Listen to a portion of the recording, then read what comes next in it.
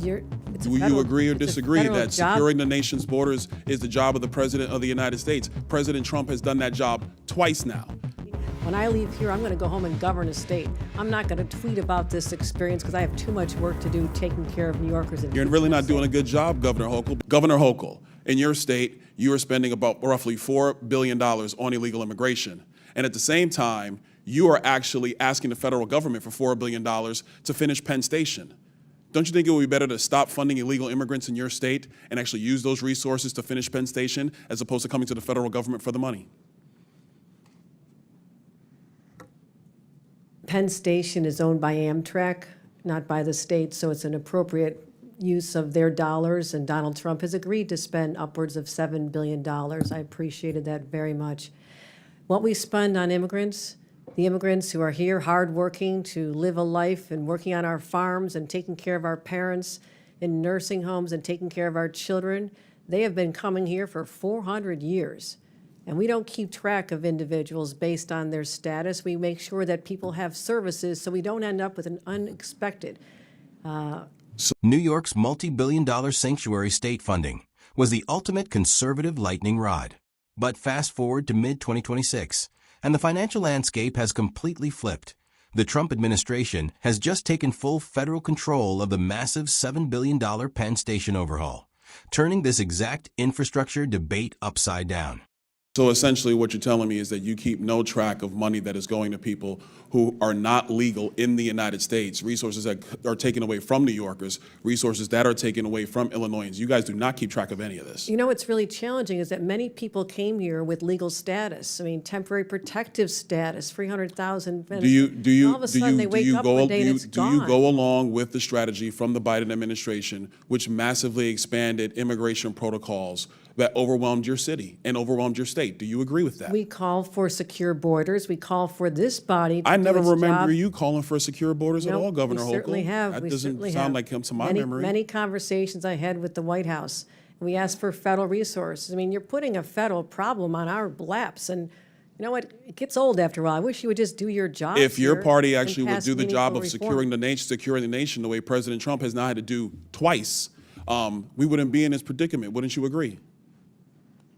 Do you agree or disagree that securing the nation's borders is the job of the President of the United States? President Trump has done that job twice now. Well, and previous Democrat presidents have not done that job. Wouldn't you agree with that? While this partisan blame game over historical border enforcement played well for the cameras, it set off a real-world legal war. The administration's sudden freezing of New York transit funding triggered high-stakes lawsuits, culminating in a historic federal court injunction just weeks ago that permanently blocked the White House from halting the neighboring $16 billion Hudson Tunnel project. this has been a problem that's been in place since I was a young staffer here on Capitol Hill. We worked on immigration, and Ronald Reagan signed amnesty for 3 million people. You know, it's interesting you bring up Reagan's amnesty in '86. You know, part of that deal was to actually build border wall and secure it. But the Democrat Party refuses to build border wall. You oppose it every single time. Is that your position? Do you now support border walls, There Governor has Hochul? been many times when bipartisan legislation is presented to this body and people just walk away from it. They refuse to do the hard work of governing like governors like us have to do every single day. When I leave here, I'm going to go home and govern a state. I'm not going to tweet about this experience because I have too much work to do taking care of New Yorkers. And You're really not doing a good job, Governor Hochul, because a lot of New Yorkers are actually coming into my state, in Florida, many of them. They come all the time because they actually want to come to a state that is well-run, that protects citizens, does not allow illegal aliens to victimize citizens like they are victimized in the state of New York, like they are victimized in the state of Illinois, like they are victimized in the state of Minnesota. They choose states like Florida and Texas to find safer places to live and raise their families. Hold on, Governor Hochul. We've had enough time. Our crime rates are much Governor lower Walz, than you've been yours. sitting over Much there pretty lower. quiet. I got a question for you. I love to talk. Thank you, Congressman. Fair enough. You said earlier that the ICE agents under the orders of President Trump are a modern-day Gestapo. Do you realize how disgusting a phrase that is, considering the history of Nazi Germany? Would you like to recant that statement? What I said, Congressman, and I have a long history of supporting law enforcement, I said President Trump was using them as his modern-day Gestapo, not identifying who you are, coming up in unmarked vans, taking people away and giving— Is it the responsibility of ICE to actually deport illegal aliens in the United States who are here? Isn't that their responsibility? Yes, it is, Congressman, except that the The Constitution is not an inconvenience. It's not an either-or. Nobody You said can an do your inconvenience. job and He have a practice due process. responsibility to deport illegal aliens, and the Through due president is process. going through that process right now. We are And not let's be very clear, the previous administration, they abused every process there is under border laws to allow more than 10 million people into the country illegally. And this is a burden on all Americans. And so the president is doing his job. So it is sick to refer to Americans who are ICE agents as Gestapo. Governor, you're wrong. You need to apologize to these agents. They're doing their jobs. They are Americans. They serve this country with honor and decency and respect. Do not diminish their work simply because you tried to make a cheap point that you could tweet. Looking back at this high-voltage June 2025 House Oversight Committee hearing, what major news networks originally broadcasted as a standard partisan shouting match has transformed into the definitive blueprint for the federal government's aggressive new approach to blue states. The intense face-off between Representative Byron Donalds and Governor Kathy Hochul captured the precise moment the philosophical divide over federalism, sanctuary cities, and immigration infrastructure reached a boiling point. A year later, in mid-2026, the structural fallout from this exchange is actively reshaping the daily reality of New York transit and national border policy.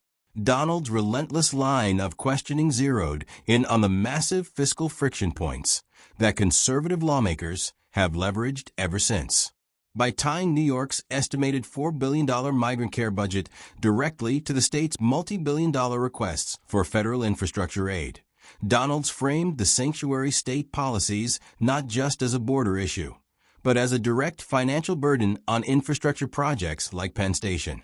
The fallout from this specific economic argument came to a dramatic head recently, when U.S. Transportation Secretary Sean Duffy completely bypassed local authorities to take total federal control of the New York Penn Station Transformation Project, partnering with Amtrak and private master developers to lead the overhaul. While Hochul initially welcomed the federal intervention to get the long-stalled project moving, it quickly triggered a new fiscal battle. Local critics and transit advocates point out that despite early political rhetoric promising total federal backing, the current federal plan shifts a massive financial burden back onto local taxpayers through availability payments, proving that the economic gridlock exposed in this hearing merely evolved into a complex funding dispute. Governor Hochul's defense highlighted the structural gridlock that continues to plague immigration policy. By attempting to reframe the migrant crisis as an inherited, multi-decade structural failure dating back to the Reagan administration, Hochul tried to deflect accountability away from state-level spending. Her argument that the state doesn't track individuals based on legal status, coupled with her sharp accusation that Congress was placing a federal failure on local apps, perfectly encapsulates the defense sanctuary governors have maintained during the administration's aggressive mass deportation push. However, her aggressive pushback during the hearing has since faced massive headwinds. Over the past year, the influx of migrants out of New York into states like Florida and Texas has remained a massive political talking point, forcing New York to heavily scale back its hotel shelter programs amidst intense local budgetary pressure.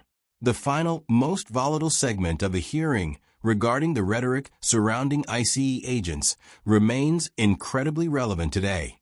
Hochul's refusal to walk back her controversial comparison of past Trump-era immigration enforcement tactics to a modern-day Gestapo set the stage for the hostile legal climate of 2026.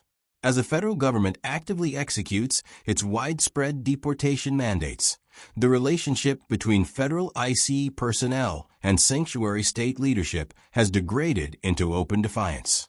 While conservative commentators continue to use this clip to accuse progressive governors of disrespecting law enforcement, a powerful coalition of Democratic governors has utilized the exact constitutional protections Hochul mentioned to limit local police cooperation with federal agents. Ultimately, this hearing was never just an isolated disagreement over transit grants or operational semantics. It was the opening salvo in a historic realignment of power between Washington and the states. One side championed the absolute enforcement of federal immigration law and the penalization of sanctuary jurisdictions, while the other fought to protect local governance, human services, and immigrant labor. As these arguments continue to wind their way through federal courtrooms and dictate the flow of billions in transit funding, this specific committee clash stands as the definitive summary of America's ongoing constitutional divide.